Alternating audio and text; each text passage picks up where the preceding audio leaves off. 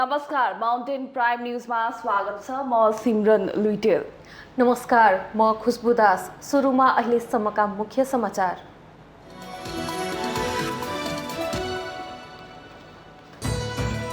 जनताको आस्थाको सर्वोच्च निकाय न्यायपालिका विवादित बन्दै, न्यायालय विवादमा पर्दा लोकतन्त्र र नागरिक हक खतरामा, मुलुकको सुरक्षित भविष्यबारे बहस सुरु।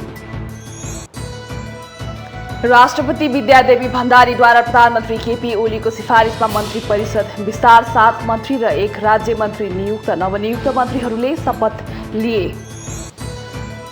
सभामुख अग्निप्रसाद सापकोटाले आज प्रमुख दलका शीर्ष नेताहरूसँग छलफल गर्दै छलफल पछिल्लो राजनीतिक घटनाक्रममा केन्द्रित हुने। विपक्षी गठबन्धनको एकता र आफ्नै मन्त्री परिषदका सदस्यको असहयोगपछि गण्डकी प्रदेशका मुख्यमन्त्री गुरुङ पदमुक्त।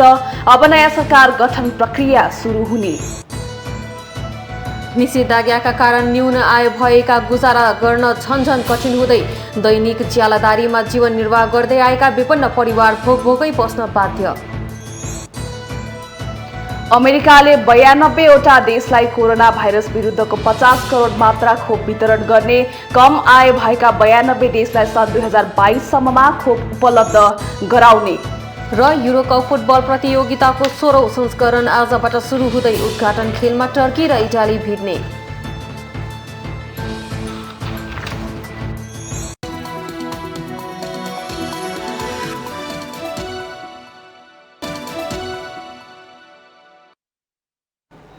अब समाचार विस्तारमा।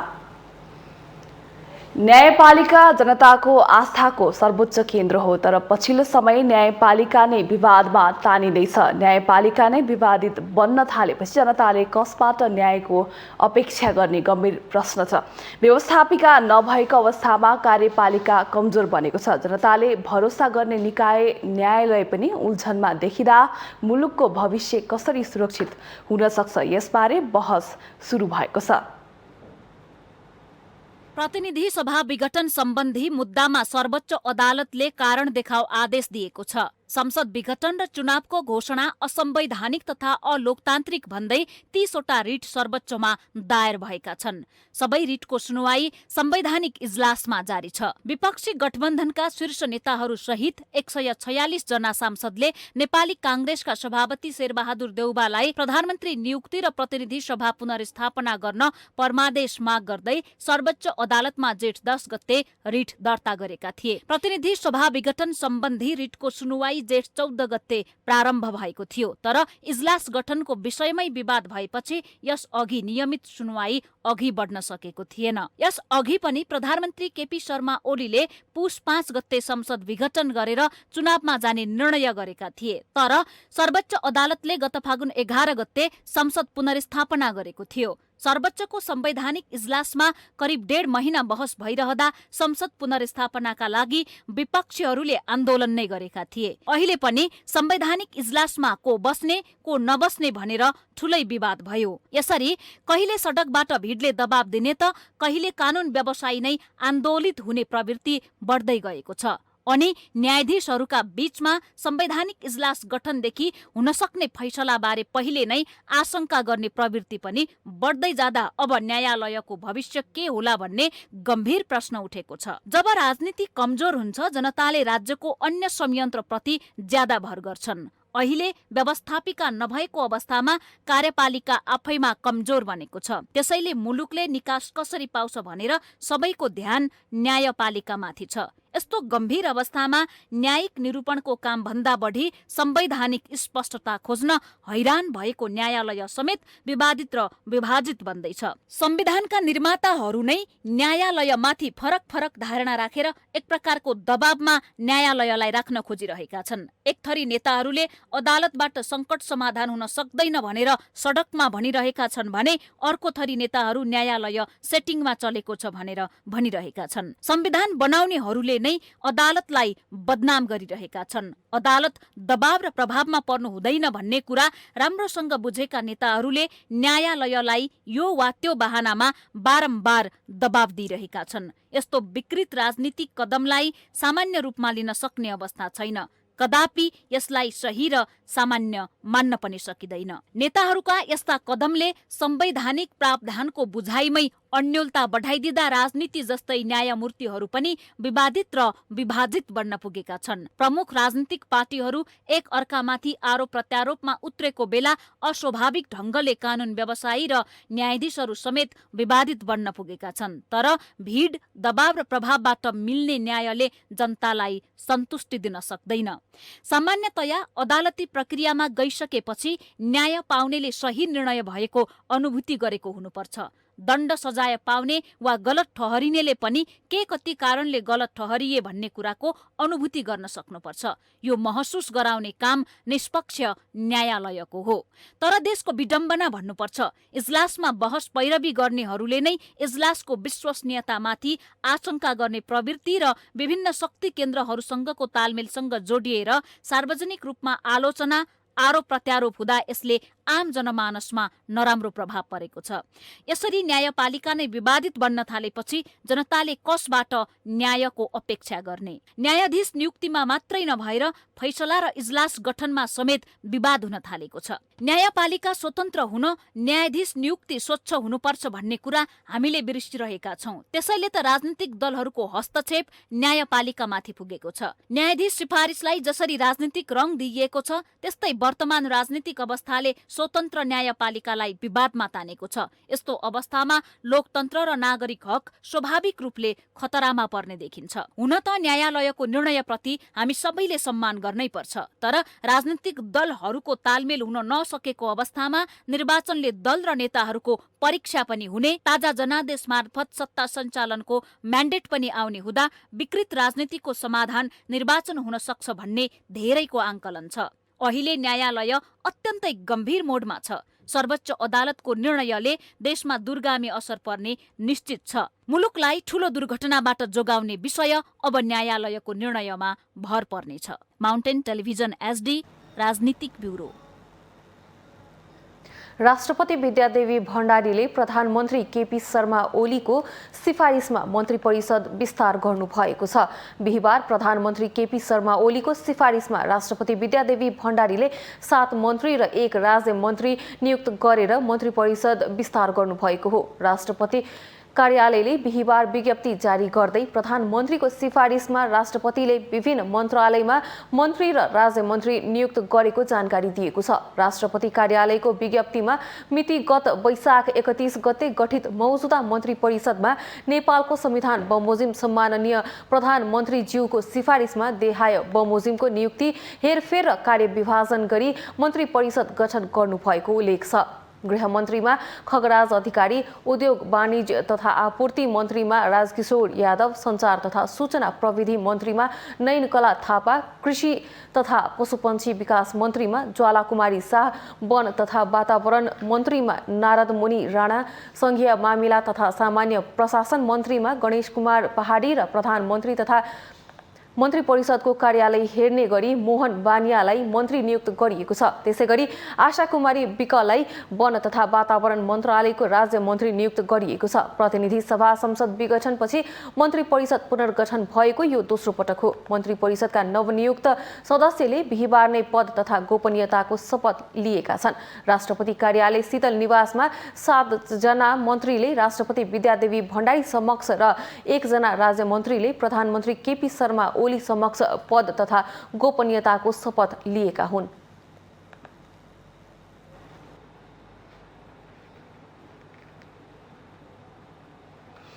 सभामुख अग्निप्रसाद सापकोटाले प्रधानमन्त्री तथा एमाले अध्यक्ष केपी शर्मा ओली लगायतका अन्य दलका शीर्ष नेतालाई बोलाएको बैठक आज बस्दैछ।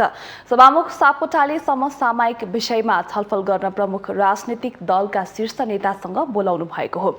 छलफलमा सहभागिताका लागि भन्दै दलका प्रमुख नेताहरूलाई सभामुखले बुधबार नै पत्र पठाउनु भएको थियो।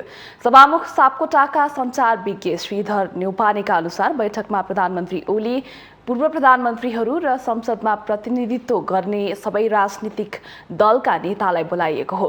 बैठक आज अपराह्न संघीय संसद भवन नयाँ बानेश्वरको लोधसे हलमा बस्ने तय भएको छ। छलफलमा प्रधानमन्त्री ओली जाने वा नजाने अहिले निश्चित भइसकेको छैन। सापकोटाले यसअघि पूर्व सभामुखहरू र कानुन व्यवसायीहरूसँग सोध छलफल गर्नु भएको थियो।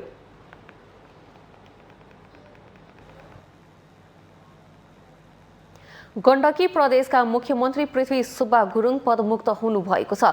बिहिबार प्रदेश सभा विश्वासको मत लिने क्रममा विपक्षमा बहुमत पुगेपछि उहाँ पदमुक्त हुनुभएको हो। उहाँको पक्षमा 27 मत आएको छ भने विपक्षमा 30 मत खसेको छ। अब संविधानको धारा 168(5) अनुसार नयाँ सरकार गठनको प्रक्रिया सुरु हुनेछ। प्रदेश सभाको सबभन्दा ठूलो दलको नेताका हैसियतमा 29 वैशाखमा मुख्यमन्त्री नियुक्त हुनुभएका गुरुङले बिहिबार प्रदेश सभामा विश्वासको मत माग्नु भएको थियो। मतदानमा उनकै मन्त्रीमण्डलका सदस्य युवा तथा खेलकुद मन्त्री दीपक पनाङ्गे अनुपस्थित हुनुहुन्थ्यो। राष्ट्रिय जनमोर्चाका सांसद कृष्ण थापा तटस्थ रहनुभयो। नेपाली काङ्ग्रेसका 15 जना, नेकपा माओवादी केन्द्रका 11 जना, जनता समाजवादी पार्टीका 2 जना र राष्ट्रिय जनमोर्चाका सांसदहरू पियारी थापा र खिम विक्रम शाहीले भने विपक्षमा मतदान गर्नुभयो। विपक्षी गठबन्धनको बहुमत पुग्ने भए पनि पार्टीको माधव कुमार नेपाल पक्षले भने मुख्यमन्त्री गुरुङकै पक्षमा मतदान गरेका थिए।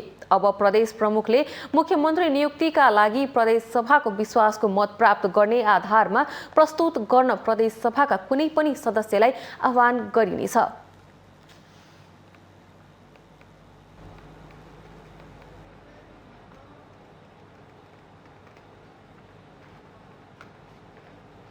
सर्वोच्च अदालतले नागरिकता अध्यादेश कार्यान्वयन नगर्न सरकारको नाममा अन्तरिम आदेश जारी गरेको छ। बिहिबार प्रधान न्यायाधीश चोलेन्द्र शमशेर जबरा, न्यायाधीशहरू दीपक कुमार कार्की, मीरा खड्का, हरिकृष्ण कार्की र ईश्वर प्रसाद खतिवडाको संवैधानिक इजलासले उक्त अध्यादेश कार्यान्वयन नगर्न आदेश जारी गरेको हो। वरिष्ठ अधिवक्ता बोर्न बहादुर कार्की लगायतले दिएको रिटमाथि सुनवाई गर्दै संवैधानिक इजलासले सुविधा सन्तुलनको दृष्टिले हेर्दा अहिले नै अध्यादेश कार्यान्वयन गर्नुको औचित्य नदेखिएकोले नेपाल सरकार मन्त्री परिषदको सिफारिस बमोजिम जेठ 9 मा सम्माननीय राष्ट्रपतिबाट जारी गरेको नेपाल नागरिकता अध्यादेश प्रस्तुत रिट निवेदनको अन्तिम किनारा नलागेसम्म कार्यान्वयन नगराउन यथास्थितिमा राख्नु भनी अन्तरिम आदेश जारी गरेको हो। आदेशमा नागरिकता दिने सम्बन्धमा नीतिगत व्यवस्था गर्ने विषय महत्त्वपूर्ण र संवेदनशील कुरा भएको, वास्तविक नेपाली नागरिकले नागरिकताको प्रमाणपत्र पाउनु नै पर्ने तर गैर नेपालीलाई कानुन बमोजिम प्रक्रिया पूरा गरेर अङ्गीकृत वा मानार्थ नागरिकता दिने जस्ता कुरामा बाहेक नेपाली नागरिकताको प्रमाणपत्र दिन नसकिने उल्लेख छ।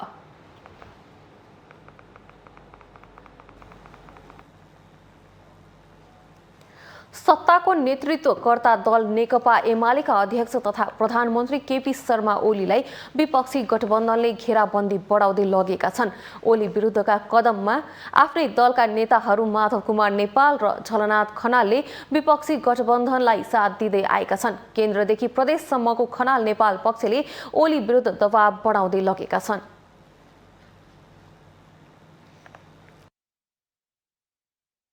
प्रधानमन्त्री केपी शर्मा ओलीले पहिलो पटक प्रतिनिधि सभा विघटन गरेसँगै तत्कालीन नेकपा र राष्ट्रिय राजनीतिको ध्रुवीकरणले सातै प्रदेशको सत्ता सङ्घर्ष यति बेला पेचिलो मोडमा पुगेको छ।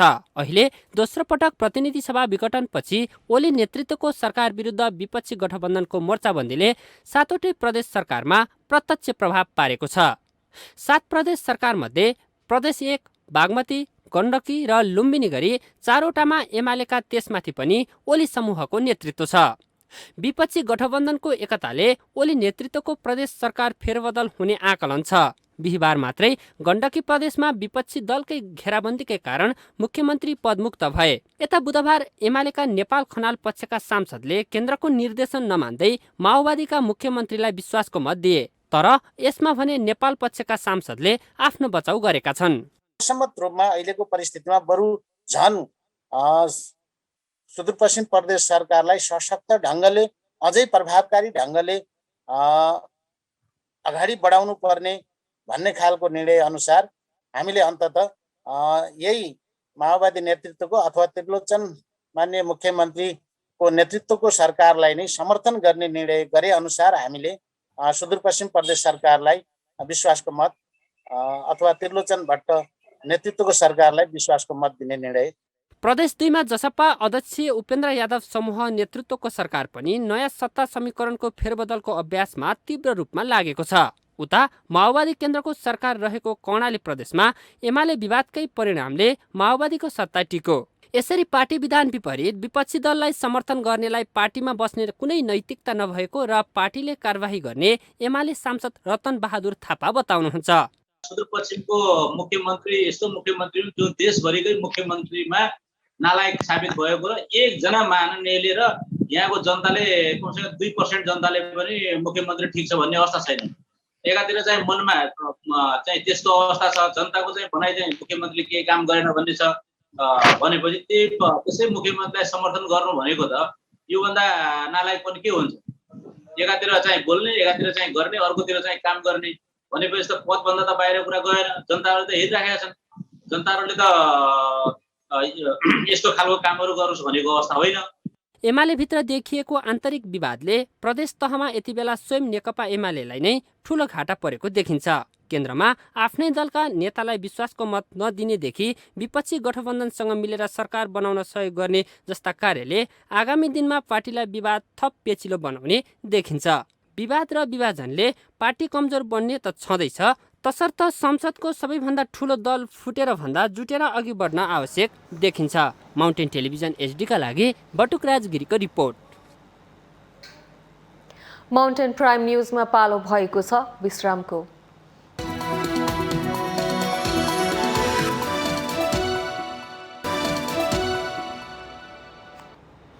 विश्रामपछि स्वागत छ। अब बाँकी समाचार। सरकारले सांसद विकास कोष हटाएको छ। गत जेठ 15 गते अध्यादेश मार्फत सार्वजनिक गरिएको बजेट वक्तव्यमा उक्त कोष खारेज गर्ने उल्लेख छ। विपक्षी दलका नेताहरू प्रतिनिधि सभा विघटन गर्ने सरकारलाई सांसद विकास कोषमा रकम विनियोजन गर्ने नैतिकताले रोकेको बताउँछन्। सरकारले स्थानीय पूर्वाधार विकास कार्यक्रम अर्थात् सांसद विकास कोष खारेज गरेको छ। गत जेठ 15 गति अध्यादेश मार्फत ल्याइएको बजेटमा सांसद विकास कोष खारेज गर्ने उल्लेख गरिएको हो। प्रतिपक्षी दलहरूले लामो समयदेखि सांसद विकास कोष खारेज गर्न माग गरे पनि हटाइएको थिएन। स्थानीय प्रदेश र केन्द्र सरकारले विकास निर्माणका कामहरू गर्ने भएकाले सांसदका नाममा बजेट छुट्याउनु नपर्ने उनीहरूको तर्क थियो। तर यति बेला कुनै पनि राजनीतिक दलहरूले उक्त कोष खारेज गर्न माग गरेका थिएनन्। प्रधानमन्त्री ओलीले दोस्रो पटक प्रतिनिधि सभा विघटन गरेकाले सांसद र संसद नै नरहेको अवस्थामा कोषमा रकम विनियोजन गर्न नैतिकताले रोकेको विपक्षी दलका नेताहरूको बुझाइ छ। नेपाली कांग्रेसका पूर्व सांसद देवेन्द्र राज कँडेल सदन र सांसद नरहेको अवस्थामा कोषको कटौती गर्नु स्वाभाविक भएको बताउनुहुन्छ। अहिलेको यो बजेट काट्नु स्वाभाविक हो, किनभने बजेट यदि हाले पनि सांसद छैनन्, तिनले छनौट गर्न पाउनन् आफ्ना योजनाहरू, अनि कसको लागि यो बजेट विकास छ? त्यसमा अहिले सदनै विघटन गरिसकेपछि सांसदहरूको उपस्थिति नै नभएपछि यो सरकारले स्वाभाविक रूपमा यो बजेटलाई अहिले रोकेको हुन सक्छ। त्यसकारण चाहिँ यसमा चाहिँ यो अहिलेको यो बजेट कटौती भागमा आश्चर्य मान्नुपर्ने कुनै कुरै छैन। त्यस्तै नेकपा माओवादी केन्द्रका पूर्व सांसद हितबहादुर तामाङ वर्तमान सरकारले असंवैधानिक तवरले प्रतिनिधि सभा विघटन गरेकाले कसैको माग र दबावमा भन्दा पनि नैतिकताको दबावले सांसद विकास कोष खारेज गर्न बाध्य भएको तर्क गर्नुहुन्छ। यतिखेर चाहिँ जब प्रधानमन्त्री केपी ओलीको सिफारिसमा राष्ट्रपतिद्वारा संसद विघटन भयो, यो संसदै नभइसकेपछि अहिलेको सरकारले यो स्थानीय पूर्वाधार विकास कार्यक्रम ल्याउन उचित ठानेन होला। यो कसैको माग र चाहिँ दबावको कारणले भन्दा पनि नैतिक रूपले पनि यो सरकारलाई त्यो कार्यक्रम राख्न चाहिँ समस्या पर्यो। त्यसो भएको कारणले गर्दा राखेन भन्ने लागेको छ। त्यस्तै गरी जनता समाजवादी पार्टीका पूर्व सांसद प्रदीप यादव पनि प्रतिनिधि सभा विघटन गर्ने सरकारलाई कोषमा बजेट छुट्याउन नैतिक दबाव परेको तर्क गर्नुहुन्छ। तर अबको केही दिनमा प्रतिनिधि सभा पुनर्स्थापना भएर नयाँ बन्ने सरकारले कोषलाई निरन्तरता दिने उहाँको भनाइ छ। अब शरम लाग्यो होला, लाज लाग्यो होला कि म संसद भङ्ग गरेँ र संसद भङ्ग गरिसकेपछि फेरि बजेट हाल्यो भने किन हाल्यो भने कुरा होला, त्यसैले उहाँले नराख्नु भयो होला। तर संसद पुनर्स्थापना त हुन्छ। र त्यसपछि चाहिँ जुन सरकार बन्छ त्यसले चाहिँ संसदीय बजेट राख्छ भन्ने विश्वास छ। सांसदहरूले निर्वाचनको समयमा मतदातालाई आकर्षित गर्न विभिन्न विकास निर्माणका काम गर्ने बाचाहरू गरेका हुन्छन्। ती बाचाहरू पूरा गर्नका लागि पनि सांसद विकास कोष आवश्यक पर्छ। त्यसैले कोरोनाको संक्रमण बढिरहेको अवस्थामा कोष खारेज गरिए पनि पछि निरन्तरता दिन सकिन्छ। तर जनताको रगत र पसिनाको कमाईबाट उठाइएको करबाट निर्माण गरिएको सांसद विकास कोषमा सांसदहरूको गिद्धे नजर लाग्न नदिन भने आवश्यक छ। माउन्टेन टेलिभिजन एचडीका लागि सरोज बस्यालको रिपोर्ट। कोरोना संक्रमण दिनदिनै बढेसँगै जारी निषेधाज्ञाका कारण न्यून आय भएका गुजारा गर्ने झन् चुनौती थपिएको छ। दैनिक ज्यालादारीमा जीवन निर्वाह गर्दै आएका विपन्न परिवार यसको मारमा परेका छन्। दैनिक ज्यालादारीबाट परिवार पालिरहेकाहरूले यस समयमा कति छाक भोकभोकै बिताउने गरेका छन्। उहाँ हुनुहुन्छ 24 वर्षीया मकिला खातुन। उहाँ केही वर्षदेखि श्रीमान र बच्चा बच्ची सहित 4 जनाको परिवार कबाडीको काम गरी जीवन धानिरहेका छन्। तर निषेधाज्ञाका कारण यति बेला उनीहरूको काम बन्द छ। काम बन्द भएपछि खातुन लगायत कबाडीको काम गर्दै आएका धेरैको रोजीरोटी खोसिएको छ। टेकु स्थित पुलको मुनि कबाडीको काम गरी जीवन बिताइरहेका 20 जनाको परिवार अहिले नाजुक अवस्थामा छन्। यहाँनिर कामधाम गर्छ, कबाडी गर्छ हामी काम। अहिले त केही पनि काम भएको छैन। न बोतलहरू टिप्न दिएछ पुलिसले, न कबारहरू खुल्ला छ। त्यहाँ हामी पुल तल बस्छ, कुरेर बस्छ। भात कतिखेर आउँछ, कहिले 12 बजे, 12:30 बजे, 1 बजेसम्म आउँछ। त्यो बेलासम्म हामी भुकै हुन्छ बसेको। अनि आएपछि दिन्छ, खान्छ। घरमा ठुलो छोरा आपाङ्गो छ, 6 वर्षको छ। त्यसलाई दुध दिनुपर्छ। दुधको लागि हामीसँग पैसा पनि हुँदैन, किन कामै चलेको छैन हाम्रो। पुल तल मम्मी बाबाहरू सुत्नुहुन्छ। कुनै कुनै बेला भात दिएपछि खान्छ, नभए यतिकै बसिराख्ने, खेलिराख्ने, त्यति हाम्रो काम हो। मकिलाको जस्तै पीडा विगत 15 वर्षदेखि भरियाको काम गर्दै आएका वेदराज अधिकारीको पनि छ। अघिल्लो वर्षको लकडाउन र अहिलेको निषेधाज्ञाले अधिकारी जस्ता भरियालाई थला पारेको छ। भरियाहरू केही काम पाइन्छ कि भनी बिहान 5 बजेदेखि नाम्लो हातमा बोकी बाहिर निस्के पनि काम नपाएर रित्तो हात घर फर्कन्छन्। लामो समय काम विहीन बने पनि कतैबाट राहत नपाएको उनीहरूको गुनासो छ। अहिले मुस्किल अवस्थामा सबै मुस्किल यहाँ भए जति पनि साथीहरू हुनुहुन्छ सबैको एकदम अप्ठ्यारो अवस्था छ। किन कोठाको भाडा छ, त्यो हामी त माइनसमा छौँ सबै अहिले। कतैबाट कि 700 राहत केही पनि आएको छैन हेर्नुहोस् होइन। अब भाडा भयो, खर्च त त्यति नै लागिहाल्छ, खानेकुरा त्यो किन्नै पर्यो होइन। त्यो अवस्थाले सबैको स्थिति एकदम कमजोर छ अहिले। हामीहरू त पहिल्यैदेखि कबाडी काम गर्छ होइन। अहिले पनि कबाडी काम गर्थ्यो। अहिले पुलिसहरूले हिँड्नै दिँदैन, खानालाई एकदमै गाह्रो भएछ। अब मागी खाना पर्छ। अब बाटोमा आयो पुलिसले भाटा लिएर हान्छ, लखार्छ। त्यही हो, घरबाट निस्किन दिँदैन। अब के गर्ने, दुःख छ। भात लिन जान पर्यो, बच्चाहरूलाई हेर्न पर्यो। अब पैसा हुँदैन, कामधाम केही छैन। त्यस्तो लकडाउनमा बसिरहेको हुन्छौँ हामीहरू। अब त्यसकै लागि सरकारहरूले केही सहयोग गरेको छैन हामीलाई। मकिला र बेदुराज त प्रतिनिधि पात्र मात्र हुन्। उनीहरू जस्ता हजारौं दैनिक ज्यालादारी मजदुर मर्कामा परेका छन्। विगत 1.5 महिनादेखि कामकाज र व्यापार व्यवसाय ठप्प छ, जसको प्रत्यक्ष मारमा मजदुरहरू परेका छन्। दैनिक रूपमा ज्याला मजदुरी गरी खानेहरूका लागि निषेधाज्ञाले सङ्कट नै सृजना गरेको छ। कोरोनाको त्रास एकातिर छ भने अर्कातिर उनीहरू खान बस्नको समस्याले तनावमा छन्।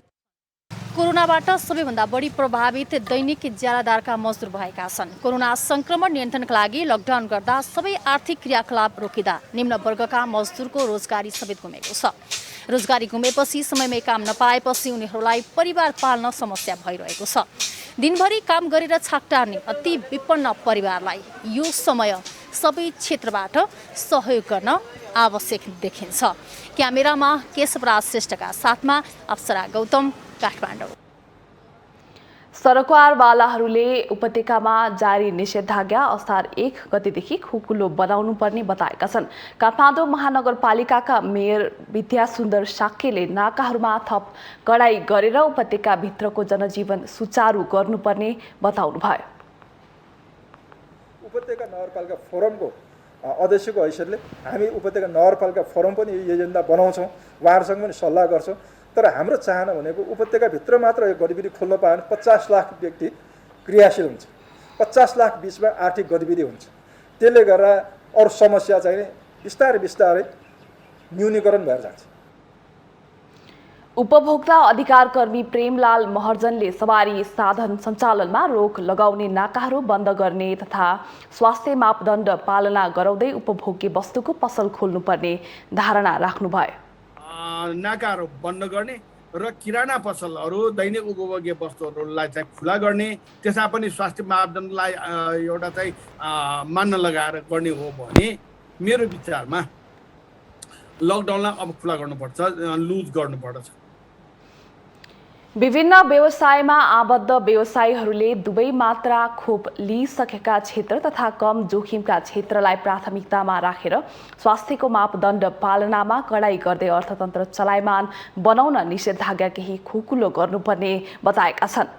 यसबाट प्रभावित अन्य क्षेत्रहरूमा त यो ठुलै मार परेको छ, डाइरेक्ट चाहिँ यसको इफेक्ट देखिएको छ। त्यसले गर्दाखेरि बिस्तारै खोलेर जाने। अब यहाँले भनेको जस्तो अब सुरक्षाको मापदण्ड चाहिँ हामीले पूर्ण रूपमा पालना गर्नुपर्छ। मलाई जहाँसम्म लाग्छ पहिला पनि पूर्ण रूपमा मापदण्ड पालना भएरै गएको होला। टुरिज्ममा खोप लाउने पनि लगभग फ्रन्टलाइनर भनेर जसरी दिएको थियो, पर्यटन व्यवसायी, पर्यटन मजदुरदेखि लिएर गएर सबैलाई स्टाफहरू सबैलाई खोप लाउने पहिलो चरणको खोप लगाएको सबैले लगाइसकेका थिए र अहिले सेकेन्ड चरणको पनि खोप सबैले हामी पर्यटन व्यवसायी, हाम्रो पर्यटन मजदुर सबैजनाले लगाइसकेका छन्।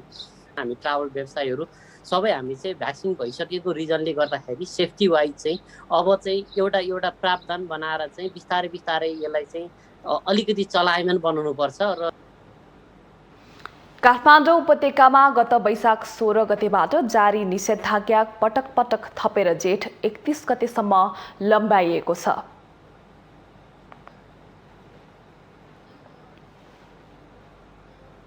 माउन्टेन प्राइम न्युजमा पुनः पालो भएको छ विश्रामको।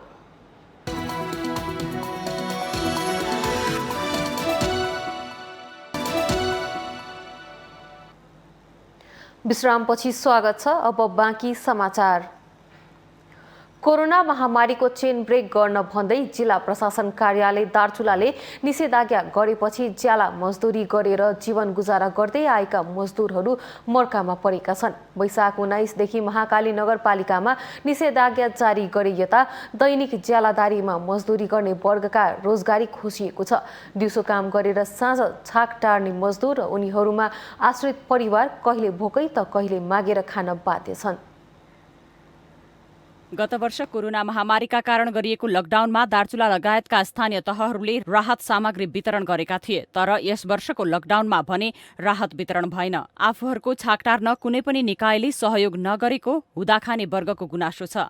नेपाल खाद्य संस्थानले 20% छुटमा खाद्यान्न बेच्ने भनिए पनि महाकाली नगरपालिकामा खाद्य संस्थानको डिपो नै नहुँदा पीडितहरूले सस्तो मूल्यमा सामान किन्न समेत पाएका छैनन्। नगरपालिकाबाट सञ्चालित विभिन्न योजनाहरूमा पनि अहिले काम चलिरहेको अवस्था छ र अन्य व्यक्तिगत रूपमा निर्माण पनि अहिले भइरहेको अवस्था भएको कारणले ज्याला मजदुरी गर्नेहरूले काम नपाएको अवस्था होइन। त्यस कारणले उहाँहरूले काम पाइरहेको अवस्था भएको कारणले अहिले नै राहतका बारेमा सोच्नु छैन। केही मजदुरहरूले लकडाउनकै बावजुद पनि मजदुरी गरिरहेका छन्। तर उनीहरूले चालेर बोकेका बालुवा र फुटाएको गिट्टी पनि समयमै बिक्री भएको छैन, जसबाट आमदानी नहुँदा आफन्त तथा इष्टमित्रबाट खाद्यान्न मागेर गुजारा चलाउनु परेको पीडितहरूले बताएका छन्।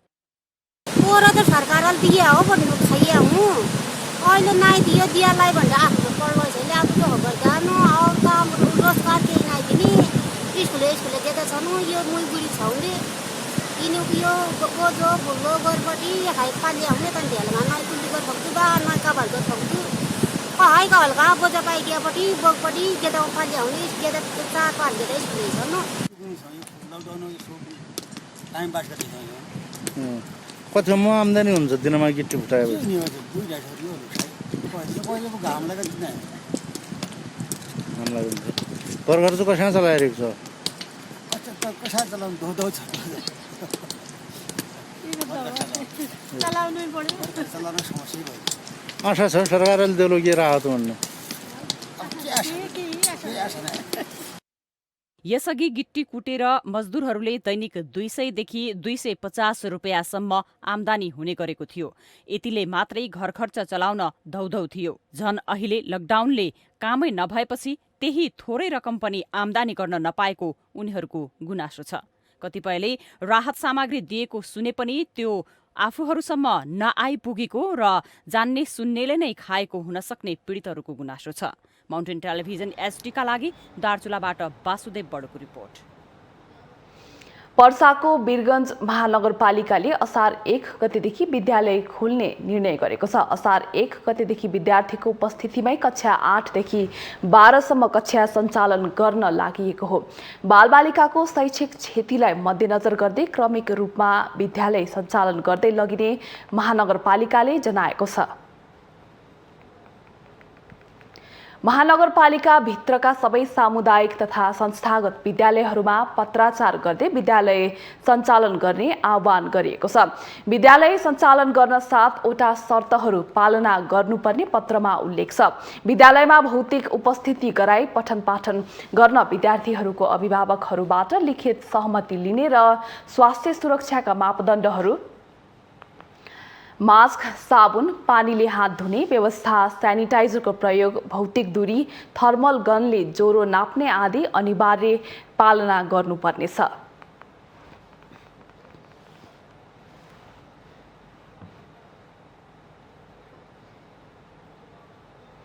हामीसँग अन्तर्राष्ट्रिय आर्थिक र खेल समाचार बाँकी नै छन्। माउन्टेन प्राइम न्युजमा पुनः पालो भएको छ विश्राम।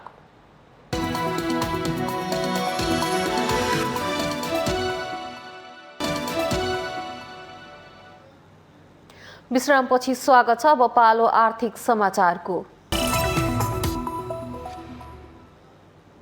हरियो तरकारी उत्पादनमा आत्मनिर्भर जिल्लाको रूपमा रहेको रूपन्देहीमा तरकारीले बजार नपाउँदा बोटमै कुहिएको छ। लकडाउनका कारण तरकारी बेच्न बजारसम्म किसान जान नसक्दा बोटमै कुहिएको हो, जसले गर्दा किसानको लाखौं लगानी बालुवामा पानी भएको छ। रूपन्देहीका किसानले आफ्ना खेतबारीमा घिरौला, बोडी, टमाटर, करेला लगायतका हरियो तरकारी लोभलाग्दो तरिकाले फलाए। बारीमा फलेका ती तरकारी देख्दा जो कोहीको मुख रसाउँथ्यो, तर विडम्बना तरकारी बेच्न लैजाने समयमा लकडाउन भयो। ती तरकारी अहिले बोटमै कुहिएका छन्। रोपेको आफ्नो यो टमाटर हो, यो हाम्रो खेतमा रोपिएको। अब यो हामीले लकडाउनले गर्दाखेरि हाम्रो टमाटर पनि बिक्री भएको छैन। यता अरू सब्जी लगाएको छ, भिन्डी करैला पनि लगाएको छ, त्यो लकडाउनले गर्दाखेरि बिकेको छैन। अब सरकारले पनि व्यवस्था केही गरेको छैन। व्यवस्था के गर्ने? अब हामी बजारतिर लाँदाखेरि यो पुलिसले प्रशासनले कुटिराखेको छ, हाम्रो गाडी थुतेर आफ्नो राख्नु छ। रूपन्देहीको मुख्य बजार क्षेत्र बुटवल भैरहवा हो। त्यहाँ भने अहिले भारतीय तरकारी बजारदेखि उपभोक्ताका भान्सासम्म पुग्दै आएको छ। स्थानीय स्तरमा फलेको तरकारीले बजार नपाउँदा उपभोक्ताले महँगो मूल्य तिरेर भारतबाट आयात गरिएको विषादीयुक्त तरकारी खान बाध्य छन्। यो हाम्रो सब्जी बेच्न पाए छैन बुटौलीमा, लौरो खान परेको छ। हाम्रो सब्जी त अब इन्डियाबाट ल्याएर व्यापारीहरू बेचिरहेछन्। हाम्रो सब्जी बिकेकै छैन। ल्याएर हाम्रो किसानहरू जान्छन्, बेचाराहरू पिटाई खान्छन्, त्यहाँ लौरोले हिर्काइरहेछन्। अब बेच्न पाएको छैन, हाट बजारमा विकलाङ मान्छे अब केही गर्न पाएको छैन। अब के गरेर खाने? अब केही उपाय हामीहरूको छैन। अब कसरी हामी हाट बजारमा जाने? के छ हाट बजारसम्म जाँदा के छ समस्या तपाईँहरूलाई? अब समस्या बाटोमा भेटेर चाहिँ पुलिस पेटिए छ। अब बेच्न हामी पाए छैनौँ। कपिलवस्तुको शुद्धोधन गाउँपालिका जिल्लाकै हरियो तरकारी खेती हुने मुख्य क्षेत्र हो। गाउँपालिकामा अधिकांश परिवारको मुख्य आमदानीको स्रोत भनेकै तरकारी खेती हो। सिजनको समयमा किसानले तरकारी बेचेरै 5 देखि 7 लाखसम्म आमदानी गर्दै आएका छन्। गत वर्ष लकडाउनमा प्रदेश र स्थानीय सरकारले कृषि एम्बुलेन्स सञ्चालन गरेर केही सहजता दिएको थियो। यो वर्ष भने किसानको मर्कालाई कसैले नबुझेको किसानहरू बताउँछन्। 128 हेक्टरमा हामीले तरकारी खेती गऱ्यौँ र त्यो गर्दाखेरि पोहोर हाम्रो 76मा चाहिँ लकडाउनको कारणले अब हामीले केही हदसम्म विभिन्न प्रक्रिया लाएर बेच्यौँ। जुन चाहिँ अहिले भिडियोहरू पनि अब कति प्रदर्शन भयो, त्यो चाहिँ अन्यत्र अब गरिसकेपछि बल्ल चाहिँ पछि बेच्न हामीले सहज भएको थियो। तर यो वर्ष हाम्रा किसानहरूलाई अति नै समस्या भयो। हुन त यो विश्वभरि चाहिँ फैलिएको समस्या हो। भारतीय विषादीयुक्त तरकारी सजिलै घर घरमा पुगिरहेको छ। स्वदेशी किसानले उत्पादन गरेको हरियो तरकारी भने खेतमा नै कुहिएर खेर गएको छ। स्थानीय प्रशासनले आयातित भन्दा स्वदेशमा नै उत्पादन भएको तरकारीलाई प्रोत्साहन गर्न जरुरी देखिन्छ। माउन्टेन टेलिभिजन एचडीका लागि सहकर्मी विमल छेत्रीको रिपोर्ट। यो सँगै हामी माउन्टेन प्राइम न्युजको अन्त्यमा आइपुगेका छौँ। जाँदा जाँदै मुख्य समाचार पुनः एकपटक।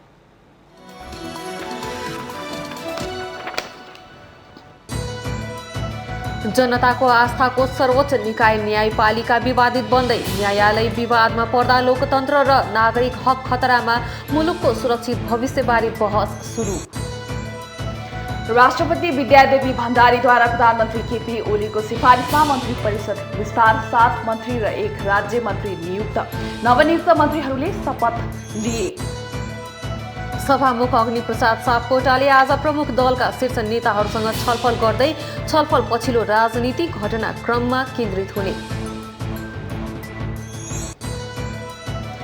विपक्षी गठबन्धनको एकता र आफ्नै मन्त्री परिषदका सदस्यको असहयोगपछि गण्डकी प्रदेशका मुख्यमन्त्री गुरुङ पदमुक्त। अब नयाँ सरकार गठन प्रक्रिया सुरु हुने।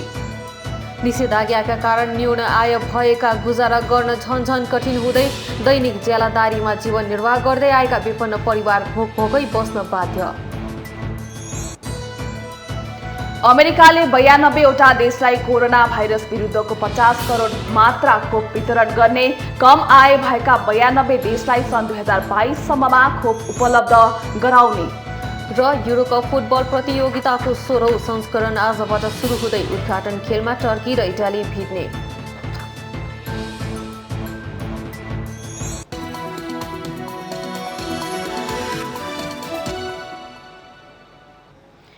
माउन्टेन प्राइम न्युज आजलाई सकियो। सत्य, तथ्य र निष्पक्ष समाचारका लागि हेर्दै रहनुहोला माउन्टेन टेलिभिजन एचडी। नमस्कार।